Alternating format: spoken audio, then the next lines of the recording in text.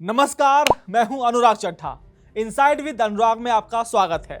दोस्तों, अब ये बात साफ हो चुकी है कि 2027 का चुनाव सिर्फ दो मुद्दों के इर्द गिर्द घूमेगा, एक गुर्जर सम्मान और दूसरा ठाकुरों का स्वाभिमान। क्योंकि भाजपा को छोड़कर हर पार्टी इन्हीं दोनों जातियों को साधने में अपनी पूरी चुनावी मशीनरी लगा रही है। सपा ने मेरठ सहारनपुर खंड स्नातक सीट पर गुर्जर चेहरे परमेंद्र सिंह भाटी को उतारकर और मेरठ मंडल की शिक्षक सीट पर ठाकुर प्रत्याशी पर दाव लगाकर यह स्पष्ट कर दिया है कि अखिलेश भी चाहते हैं कि गुर्जर और ठाकुर उनके साथ साइकिल पर सवार हो जाए।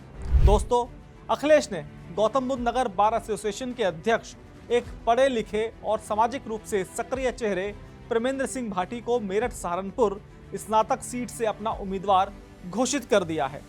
परमेंद्र भाटी न केवल गुर्जर बिरादरी से आते हैं, बल्कि वकीलों के बीच उनकी मजबूत पैठ है।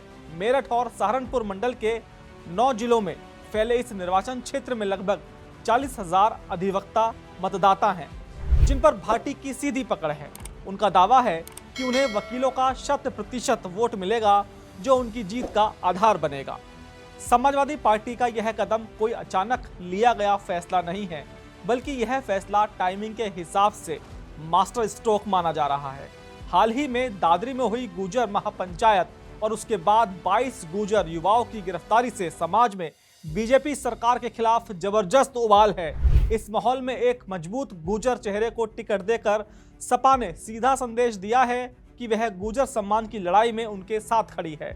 एक तरफ सपा गुर्जरों को साध रही है, तो दूसरी तरफ वह बीजेपी से नाराज चल रहे ठाकुरों के जख्मों पर भी मरहम लगाने का कोई मौका नहीं छोड़ रही है। यह एक दिलचस्प विरोधाभास है कि अखिलेश यादव सार्वजनिक मंचों से ठाकुरवाद पर हमलावर दिखते हैं, लेकिन चुनावी बिसात पर वह ठाकुरों को अपनी तरफ खींचने के लिए हर संभव प्रयास कर रहे हैं। इसकी बानगी मेरठ मंडल की शिक्षक सीट पर देखने को मिली, जहां सपा ने ठाकुर समुदाय से आने वाले डॉक्टर नितिन तोमर को अपना प्रत्याशी बनाया है। अब यहां भी अखिलेश वही फॉर्मूला इस्तेमाल कर रहे हैं जो उन्होंने परमेंद्र भाटी के लिए किया, क्योंकि पश्चिमी यूपी में ठाकुरों की नाराजगी की जड़ें काफी गहरी हैं। इसकी शुरुआत 2022 के विधानसभा चुनाव से ही हो गई थी, लेकिन लोकसभा चुनाव 2024 में यह खुलकर सामने आ गई। गाजियाबाद से जनरल वीके सिंह का टिकट कटना, सहारनपुर, कैराना और मुजफ्फरनगर में राजपूतों की महापंचायतें और बीजेपी के खिलाफ वोट करने का ऐलान, यह सब बीजेपी के लिए किसी बुरे सपने से कम नहीं था। मुजफ्फरनगर, जिसे 2013 के दंगों के बाद हिंदुत्व की प्रयोगशाला कहा जाता था, वहीं पर ठाकुरों ने हिंदुत्व के नारे को दरकिनार करके अपने जातीय स्वाभिमान को तरजीह दी।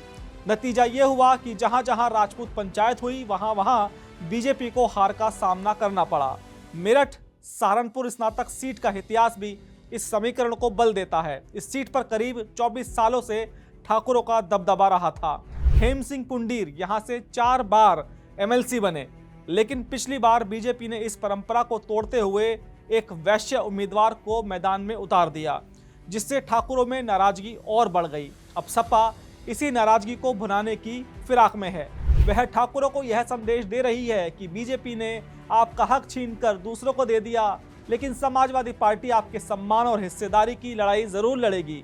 इस गुर्जर ठाकुर संग्राम के बीच बहुजन समाज पार्टी की सुप्रीमो मायावती भी चुप नहीं बैठी हैं। वह भी लगातार यह आरोप लगा रही हैं कि बीजेपी सरकार में क्षत्रियों और गुर्जरों का हक मारा जा रहा है और उनका अपमान लगातार हो रहा है। मायावती के इस रुख से बीजेपी की मुश्किलें और बढ़ गई हैं। अब तक बीजेपी सिर्फ ये मानकर चल रही थी कि दलित और मुस्लिम वोटों के बंटवारे से उसे फायदा होगा, लेकिन अब गुर्जर और ठाकुर जैसे पारंपरिक बीजेपी समर्थक वोट बैंक में भी सेंधमारी हो रही है। भाजपा एक ऐसी घेरेबंदी में है जहां सपा और बसपा दोनों ही बीजेपी के सामाजिक समीकरण को तार तार करने में जुटे हैं। अखिलेश यादव अपने पीडीए के नारे को विस्तार देकर इसमें अगड़ों की नाराज जातियों को भी शामिल कर रहे हैं। वहीं मायावती भी अपने पारंपरिक दलित वोट बैंक के साथ साथ सब समाज को यह संदेश देने की कोशिश कर रही हैं कि बीजेपी सभी के लिए खतरा है। समाजवादी पार्टी की यह रणनीति पश्चिमी यूपी की राजनीति में एक नए अध्याय की शुरुआत है। अखिलेश यादव यह समझ चुके हैं कि सिर्फ यादव मुस्लिम समीकरण के भरोसे लखनऊ की गद्दी पर काबिज नहीं हुआ जा सकता।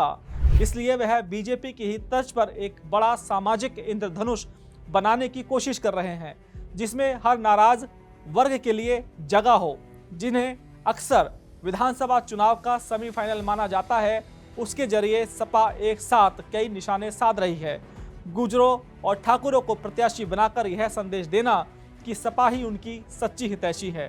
वहीं बीजेपी के दो मजबूत और कोर वोटरों को हिलाकर उसकी नींव को कमजोर कर रही है। साथ ही इन चुनावों के माध्यम से अभी से पंचायत और 2027 के लिए एक ऐसा माहौल तैयार किया जा रहा है, जहां चुनाव विकास या कानून व्यवस्था पर नहीं बल्कि सामाजिक न्याय और हिस्सेदारी के मुद्दे पर हो। ऐसे में अखिलेश यादव की पार्टी यह स्नातक चुनाव जीते या ना जीते, लेकिन उन्होंने यह संदेश सफलतापूर्वक दे दिया है कि बीजेपी आपका हक दूसरों को दे रही है। यह एक ऐसा नैरेटिव है जो आग की तरह फैल सकता है और बीजेपी के लिए इसे संभालना बेहद मुश्किल होगा। बीजेपी के लिए यह एक बड़ी चेतावनी है कि उसे यह समझना होगा कि हिंदुत्व का मुद्दा हर बार चुनावी नैया पार नहीं लगा सकता और हर बार चुनाव मोदी और योगी के चेहरे पर नहीं जीते जा सकते। समाज के गुस्से को अगर भाजपा ऐसे ही इग्नोर करती रही तो कहीं ऐसा ना हो 27 में भी समाज इन्हें ही इग्नोर कर दे, क्योंकि जातीय स्वाभिमान और हिस्सेदारी की आकांक्षाएं हिंदुत्व के बड़े छाते के नीचे भी सुलगती रहती हैं और मौका मिलते ही ये ज्वालामुखी बन जाती हैं। अगर बीजेपी ने समय रहते अपने नाराज सामाजिक घटकों, खासतौर पर विशेष ठाकुरों और गुजरों को नहीं साधा तो 2027 में पश्चिमी यूपी का किला उसके हाथ से खिसक सकता है, जिसकी शुरुआत इन एमएलसी चुनावों से होती दिखाई दे रही है। एक और महत्वपूर्ण बात मैं आपको बता दूं कि जो मेरठ मंडल की स्नातक एमएलसी सीट है, यहां से मांग हो रही है कि ठाकुर समाज के किसी बड़े चेहरे को इस चुनाव में उतारा जाए ताकि ठाकुरों की नाराजगी दूर हो जाए। लेकिन देखना होगा कि इस मेरठ मंडल की स्नातक एमएलसी सीट से भारतीय जनता पार्टी किसी ठाकुर के बड़े चेहरे को लाती है या ठाकुरों का हक छीनकर वो किसी और को देती है। दोस्तों, ये मेरा विश्लेषण आपको कैसा लगा कमेंट बॉक्स में ज़रूर लिखकर बताइएगा। साथ ही साथ मेरे चैनल को सब्सक्राइब करना बिल्कुल मत भूलिएगा। तो दोस्तों, फिर आपसे मुलाकात होगी किसी दूसरी खबर के साथ। नमस्कार।